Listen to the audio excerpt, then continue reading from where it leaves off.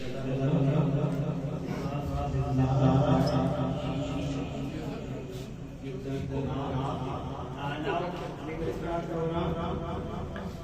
पहले मैं शुक्रिया अदा करूँगा तमाम प्रिंसिपल और पेरेंट्स, स्टूडेंट, तमाम को जो हमारे प्रोग्राम में शरीक हैं। उसके बाद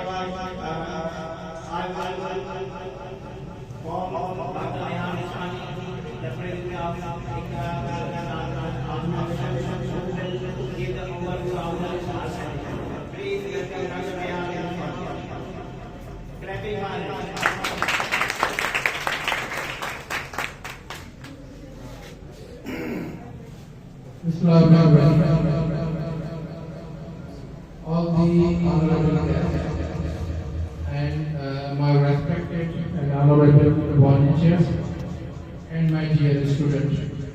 Assalamu alaikum to all of you. First of all, I welcome all my guests here. It's matter of great pleasure for us कि हमारी दावत पे रुकेश पे आप सब ऑनरेबल लोग अपना कीमती वक्त निकाल के यहाँ पे आए और वो स्टूडेंट्स और उनके जो पेरेंट्स जो अपना वक्त निकाल कर यहाँ पे आए हैं अपने बच्चों की इंकरेजमेंट और एक्नॉलेजमेंट देखने के लिए, उन सबको भी मैं वेलकम करता हूँ, उनको अप्रिशिएट करता हूँ। अब 5 मिनट में आपका दूंगा और जो हमारी ऑर्गेनाइजेशन है इकरा एजुकेशन एंड अवेयरनेस सोसाइटी, इसके बारे में मैं आपको थोड़ा इंट्रोड्यूस करवा दूं।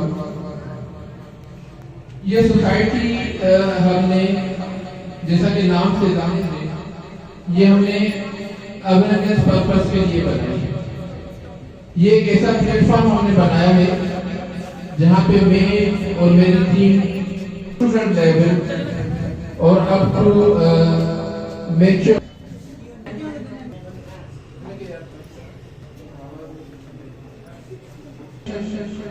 के बारे में अवेयरनेस देते हैं और जो हमारा सोशल सेक्टर है उसके बारे में हम लोगों में अवेयरनेस फैलाने के लिए काम करते हैं। प्रोग्राम मुनाकात करते हैं, उसमें हम डिबेट प्रोग्राम भी रखते हैं।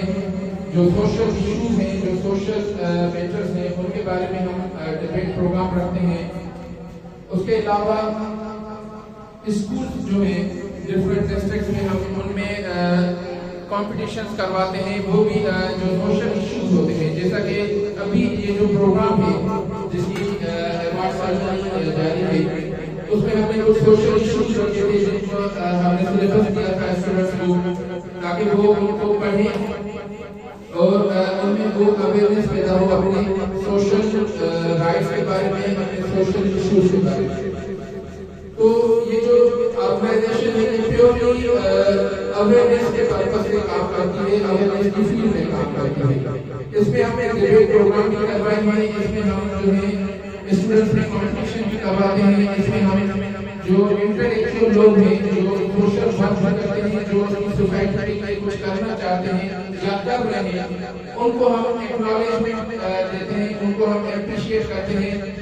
क्योंकि बदकिस्मती से हमारे माशरे में, यहाँ इस सोसाइटी में नेगेटिविटी इतनी है, मनफियत इतनी है कि हमें पॉजिटिव चीज और मुस्बत चीजें नजर नहीं आती, या अगर नजर भी आती हैं तो हम नेगेटिव चीजों के देखने और नेगेटिव चीजों के सुनने के इतने आदी हो चुके हैं कि हम पॉजिटिव चीज को या पॉजिटिव एस्पेक्ट जो अपनी सोसाइटी में कोई नजर भी आता है तो हम उसको रिजेक्ट कर देते हैं, हम उसको रिप्रेस कर देते हैं ताकि वो चीज हमें मिले ही नहीं।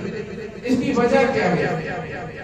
इसकी वजह ये है कि सालों से, दहाइयों से हमारे अंदर नेगेटिविटी फैल फैल के हमारी शायद जेनेटिक चेंज हो चुकी है, हमारी जेनेटिक चेंजिंग हो चुकी है, हमारी जीन में चेंज आ चुकी है। हम नफ्सियाती तौर पे साइंटिस्ट बन चुके हैं। साइंटिस्ट उसे कहते हैं जिनको हर वक्त गम की हालत में मजा आता है, एंजॉय करता है। सॉरी टू से हमारी सोसाइटी पूरी साइंटिस्ट बन चुकी है, यानी हमें गम की हालत में मजा आता है। आप खुद ऑब्जर्व कीजिएगा अपनी जिंदगी में, अपनी डेली लाइफ में खुशी की खबर आपको इतनी खुशी नहीं देती, इतना सुकून, इतना इत्मीनान नहीं देती जितना गम की खबर या सोसाइटी में जो गम फैला हुआ है उससे हमें जो इत्मीनान मिलता है, उससे हमारी जो इनर सेटिस्फिकेशन होती है वो हमें खुशी की खबर से और मुस्बत चीजों से नहीं मिलती। मुझे नहीं लगता कि यहाँ पे कोई ऐसा शख्स होगा जो कहेगा कि ये आप गलत बात कर रहे हैं। अगर हम खुद को एनालाइज कर सकते हैं, अगर हम अपने गिरबान में झांकना चाहते हैं और खुद को ही आईना दिखा सकते हैं, तो ये चीज आपको बिल्कुल 100% सही लगेगी कि हमें हर वक्त नेगेटिव चीज चाहिए होती है, वो हमें अट्रैक्ट करती है। इसलिए कि हम स्टैटिस बन चुके हैं, स्टैटिस इसलिए बन चुके हैं कि हमने शायद जेनेटिक चेंजिंग आ चुकी है और हम उस पर चीजें देखना नहीं चाहते। तो बहरहाल इतनी नेगेटिविटी माशरे में फैली हुई है कि कोई अच्छा काम करता है तो उसको डिप्रेस किया जाता है, उसको टॉन्ट किया जाता है। एक जुमला जो हमारे छोटे बड़े बच्चे बूढ़े मर्द औरत की जुबान पे आम है कि तुम क्या कर लोगे अकेले, तुम क्या कर लोगे अकेले। कोई अगर हम में से कहता है कि मैं ये अच्छा काम करना चाहता हूँ, तुम यार ये सब गलत कर रहे हैं, तुम अकेले क्या कर लोगे। यानी अगर 25 करोड़ में से अगर 15 करोड़ हम बालिग अफराद हैं और हम में से हर एक बंदा यही कह रहा है कि तुम अकेले क्या कर लोगे, लेकिन कोई ये नहीं सोचता कि मैं अकेला और ये अकेला मिलकर दो बनते, एक एक को